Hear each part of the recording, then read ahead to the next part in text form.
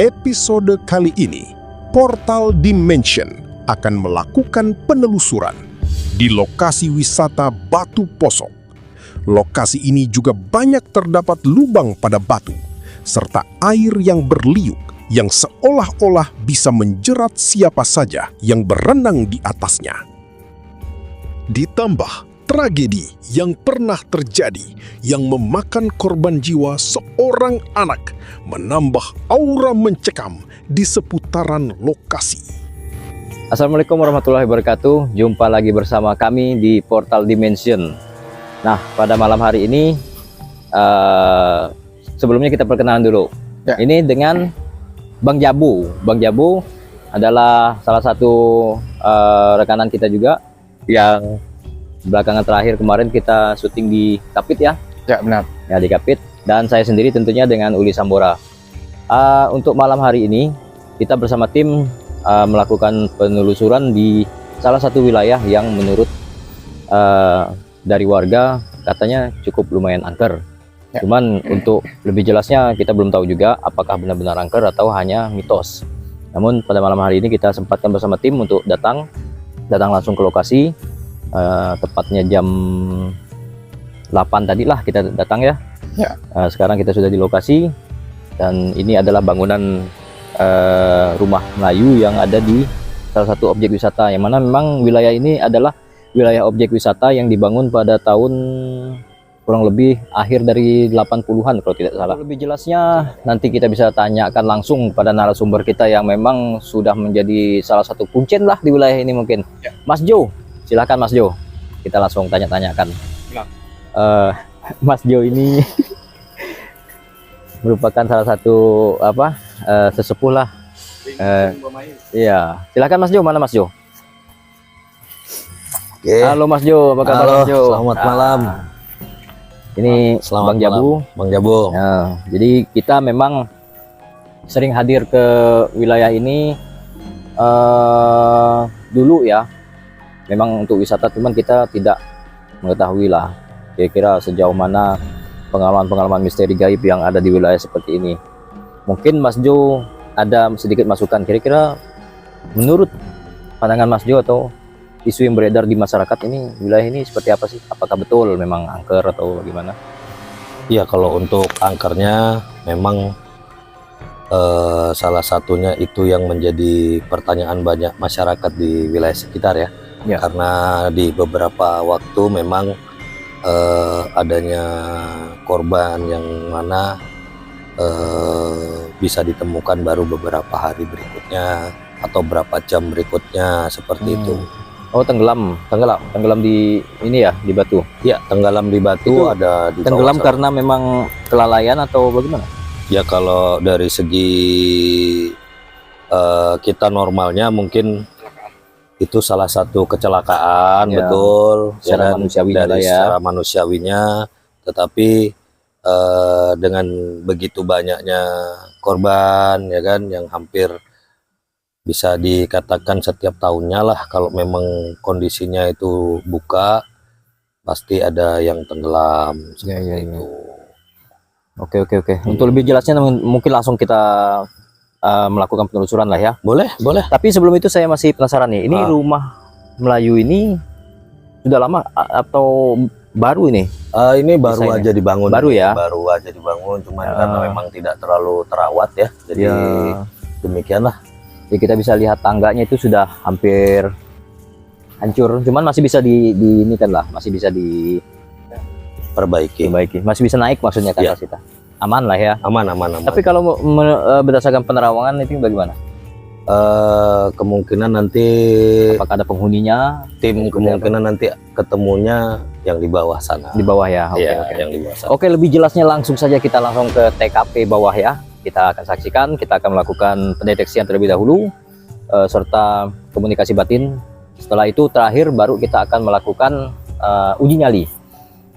Tetap ikuti Portal Dimension.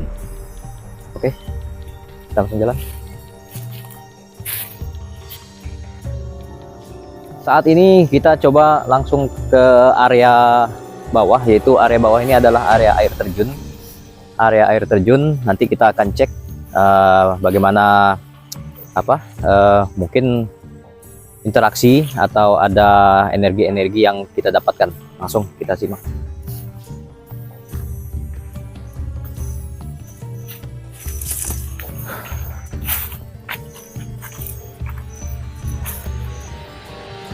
Tim mencoba menelusuri lebih dalam lokasi air terjun yang diduga menjadi pusat energi, serta lokasi yang dianggap paling angker di Batu Posok. Bukan titik atau belum? Kalau belum, kita turun lagi. Belum ada. Belum ada ya? Oke, kita akan turun lagi karena masih belum terdapat adanya gelombang energi. Mungkin di bawah, mungkin lebih terasa. Oke, saat ini kita sudah coba salah satu tim kita melakukan pendeteksian. Semoga Anda mendapat interaksi. Air terjun itu di arah sebelah sana, dan mungkin suaranya bisa Anda dengar di kamera, mudah-mudahan. Salah satu kru mencoba melakukan pendeteksian. Pendeteksian tersebut mengarah pada pohon yang berada di pinggir jurang.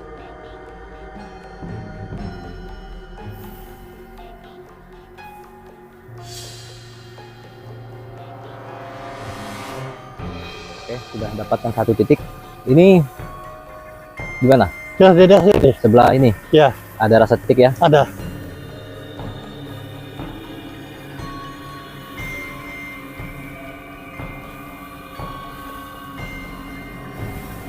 Oke. Hadap ini. Kira-kira apa yang dirasakan energinya? Seperti apa? Energinya tuh kalau saya itu tuh kayaknya bentuk tuh hitam ya. Tidak jelas nampak tuh. Hitam, model apa? Ular, tapi tidak panjang. Ya dari bawah sana tuh. Di bawah ya. Wah, sekarang posisinya di mana? Dia sih. Di arah ini ya. Pas mau air terjun nih. Ya. Oke, untuk lebih jelasnya nanti kita coba langsung kita tanyakan kepada saudara kita untuk lebih jelasnya berkomunikasi langsung dengan sosok yang ada di belakang kita ini. Tapi sosoknya untuk energinya sendiri gimana? Awalnya Buat panas. panas ya? Ya. Dan dirasakan panas. Untuk lebih jelasnya langsung kita panggilkan rekan kita. Dapa.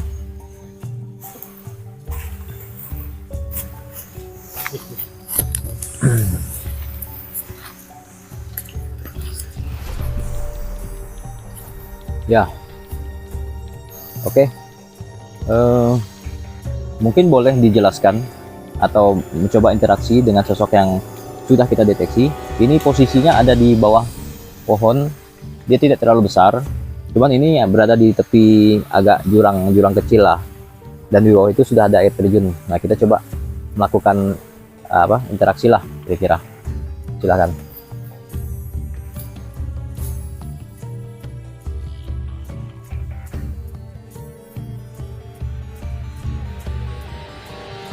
Bagaimana? Sudah didapatkan kira-kira? Bagaimana interaksinya? Interaksinya sih dia tidak marah. Sebentar, tidak marah. Apa yang disampaikan waktu pertama komunikasi? Yang disampaikan sih kita langsung menanyakan, bukan menanyakan dulu, kita lihat sosoknya apa dulu yang awalnya kan. Ya. Kita melihat sih benar itu sosoknya ular, setengah udah jadi ular dah. Dan tangan masih manusia. Mukanya, lidahnya dah termasuk ular dah. Siluman ular lah ya. Oke. Mungkin ada nyampaikan namanya? Untuk namanya? Untuk namanya Sumi. Sumi. Berarti perempuan ya? Ya, benar. Jadi apa yang disampaikan? Yang disampaikan sih, kita juga menanyakan tadi apakah dia sudah lama di sini. Dia jawab sudah lama. Sudah dari kapan ya? Pokoknya lama lah katanya. Ya. Untuk kita menanyakan para korban itu juga katanya bukan mereka yang, bukan dia yang campur tangan dari mereka lah. Katanya sih hantu airnya yang hantu paling airnya. Oh, berarti ada hantu airnya. Oke, ini kayaknya lebih menarik lagi. Jadi hasil dari komunikasi dengan sosok Sumi, siluman ular, bahwa dia tidak ada campur tangan di situ, tapi melainkan ada sosok lain. Seperti itu ya? Iya. Oke, menarik. Nah, boleh ditanyakan kira-kira kepada Sumi sekali lagi. Nanti kira-kira sosok yang lebih dominan di wilayah ini, titiknya di mana? Mungkin boleh dikomunikasikan.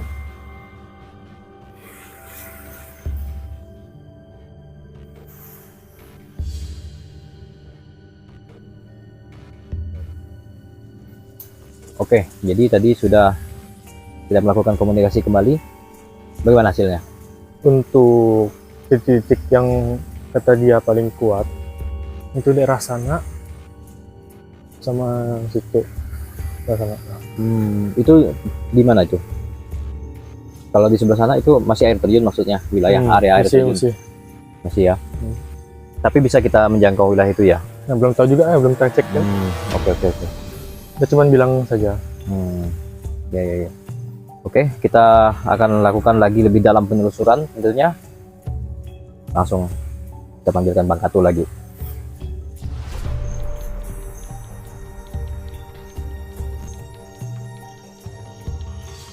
Barusan kita melihat sesuatu jatuh dari atas itu. Airnya masih apa? Ada gemericik. Boleh dites.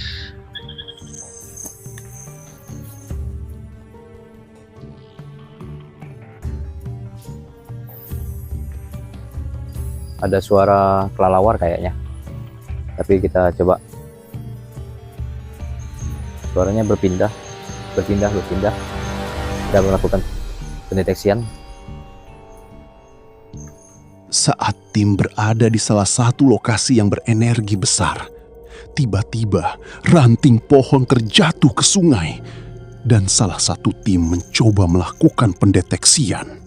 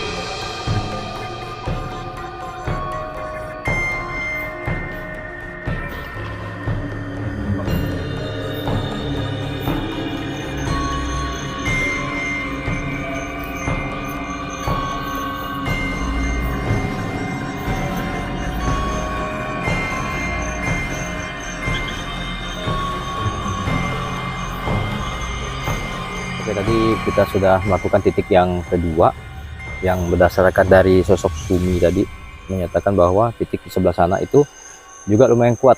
Namun bagaimana hasilnya kira-kira setelah dilakukan pendeteksian? Dari apa yang dibilang Sumi tadi, memang dari sini tuh agak ada rasa tapi jauh. Jauh ya. Ya, berpindah kayaknya. Intinya kita belum sampai lah ke Iya. titik itu ya. Belum sampai ke Cuman titik. memang kalau kita lihat dari model sungainya, mungkin kalau siang hari mungkin lebih nampak lah, kalau malam itu agak kurang ini.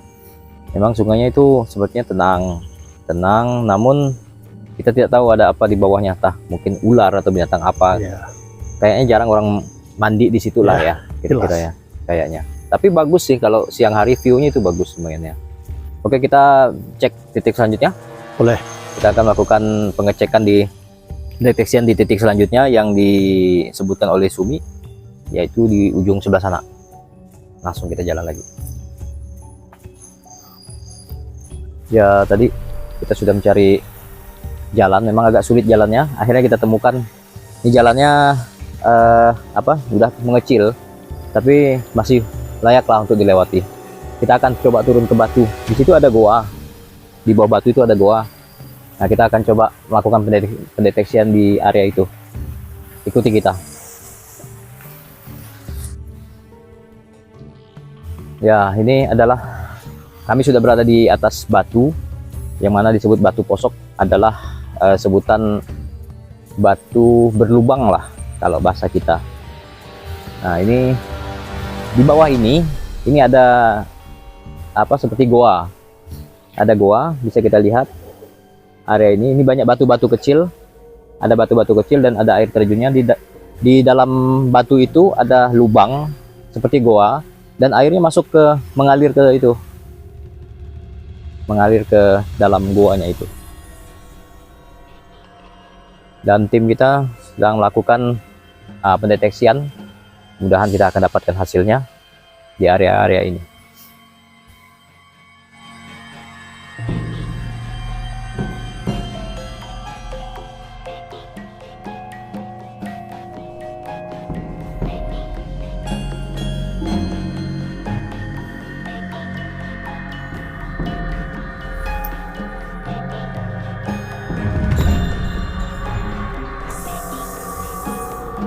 Di sini kayaknya model-model kodok dia.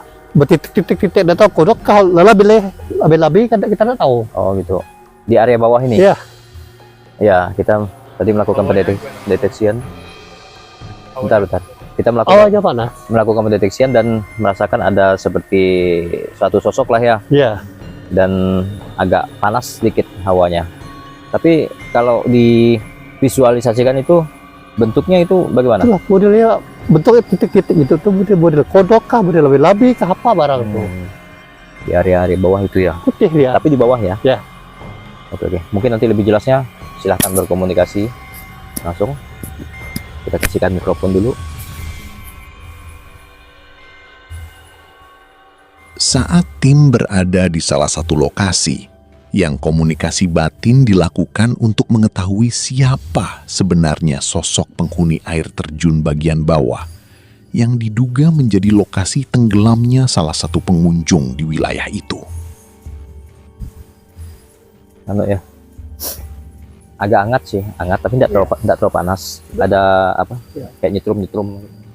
Jadi gimana kira-kira hasil dari penelusuran komunikasi?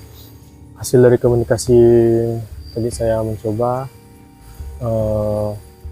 sosoknya ini memang tidak tentu dia nih apa sebenarnya. Itu kayak kita mendeteknya tuh susah. Kita mau nebak Wujudnya wujudnya itu tidak bisa.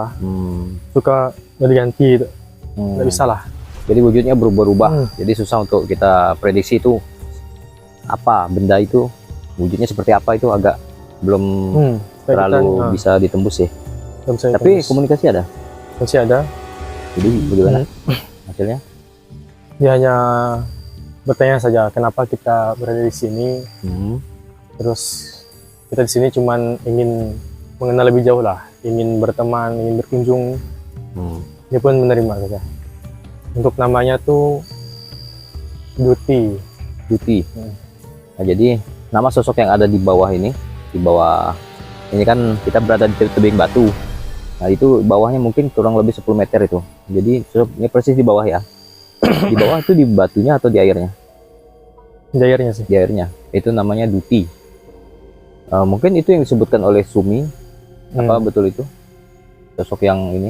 Ya. Mungkin boleh ditanyakan kira-kira terkait korban tenggelam dan kecelakaan dan lain-lain, apa ada campur tangan dari sosok itu? Untuk katanya sih tidak semuanya dia. Pasti ada korban kena dia sih. Jadi, pokoknya katanya tuh bukan hanya dia yang lakukan ini. Jadi menurut dari sosok Duti ini menyebutkan bahwa tidak hanya dia yang melakukannya, tapi pernah,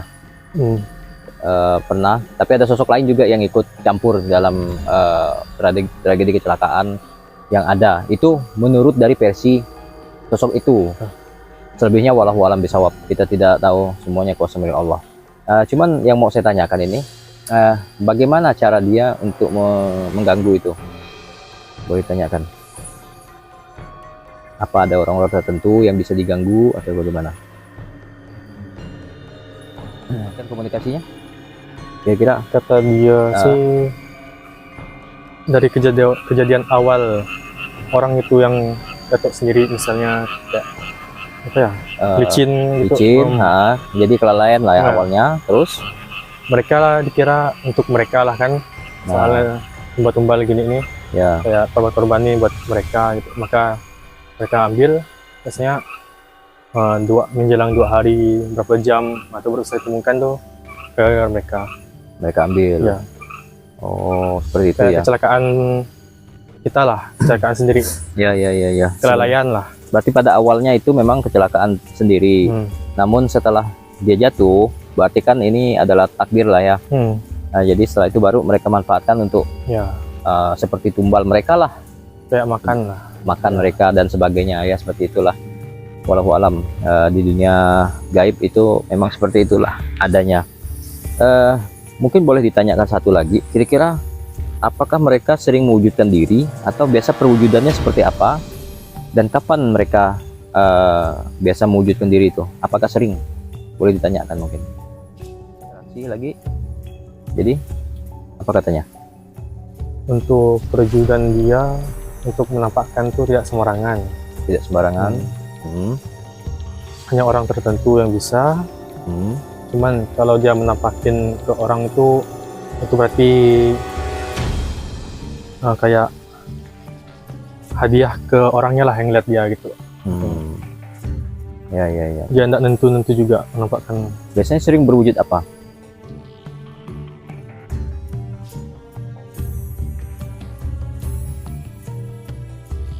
Jadi biasanya wujudnya random lah intinya. Tidak semua orang bisa melihat, dan hanya orang-orang tertentu itu berdasarkan informasinya. Gimana? Seperti yang di awal sih, kayak yang detek awal bisa wujud katak bisa. Itu Biasa paling sering berwujud katak juga pernah. Berarti katak besar atau kecil? kecil. Kecil. Oke, selanjutnya ular mungkin. Tapi wujud dominannya apa biasanya? Itu sih katak tuh. Ya, Itu dominannya. Yang lain itu tidak nentu lah. Itu berdasarkan keterangan dari dia ya. Oke. Status dia sendiri di sini ini sebagai apa? Apakah dia pemimpinnya? Atau ada istana di sini mungkin? Atau kampung? Itu sosok ini kata dia sebagai ketua, tapi belum tahu juga lah benar atau tidaknya. Itu dari dia sendiri yang bilang. Terus untuk wilayah mereka ini sampai sana katanya sih kampung mereka lah, kayak tempat tinggal mereka gitu. Oh, bukan kerajaan ya? Ya. Jadi di sini bukan wilayah kerajaan, namun lebih kepada perkampungan. Makanya tadi tidak heran kita lihat sepanjang jalan ini ya banyak suara, terdengar suara kodok lah ya kan ya.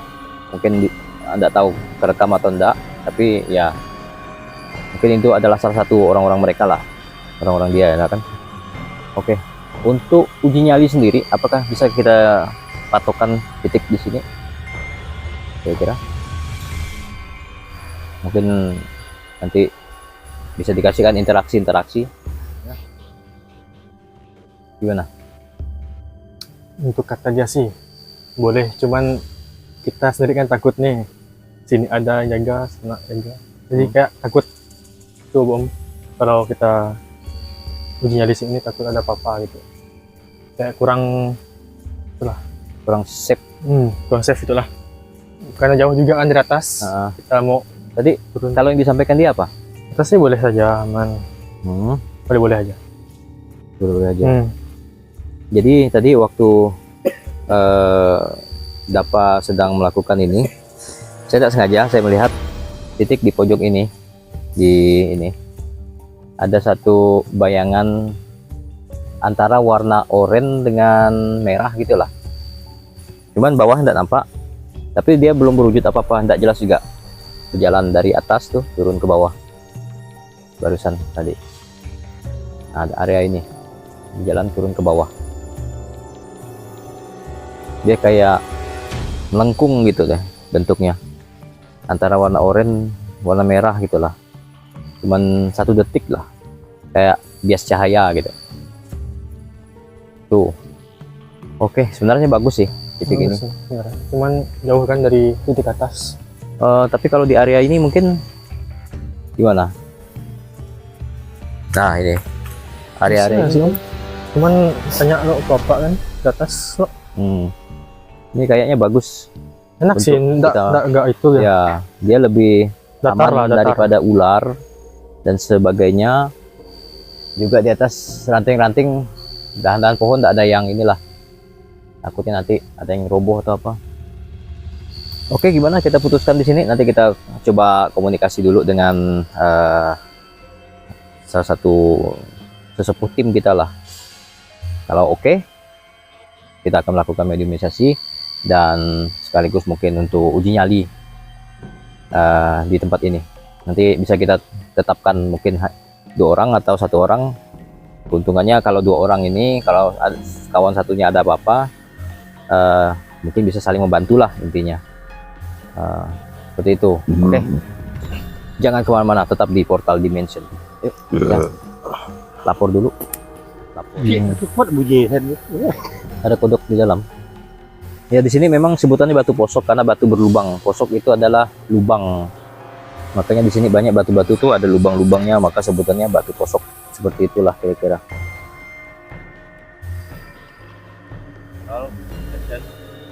Ya tadi waktu kita wawancara, kita juga sering mendengarkan ada suara-suara dari arah sana seperti kayu diketuk-ketuk. Nah memang ini tidak jauh dari jalan, cuman Sini. untuk menuju jalan itu Sini, Pak. agak naik bukit sedikit lah. Berboh. Itu jalan raya, tapi ini udah kira-kira mungkin 50 meter lah. Namun suaranya masih kedengaran kadang-kadang. Tapi suara yang di ini agak beda nih. Jadi suara seperti kayu dipukul-pukul kayak ada orang nembang kayu lah. Jadi dari tadi mendengarkan arahnya dari ini, area-area ini. Nah, area-area ini. Oke, menarik. Di sini ada titik yang mantap lah pokoknya. Lanjut kita jalan.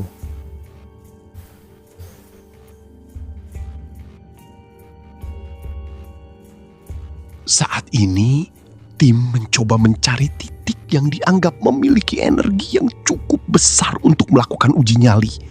Dan lokasi itu berada di ujung air terjun yang pada saat pertama tadi ditemukan benda jatuh ke sungai.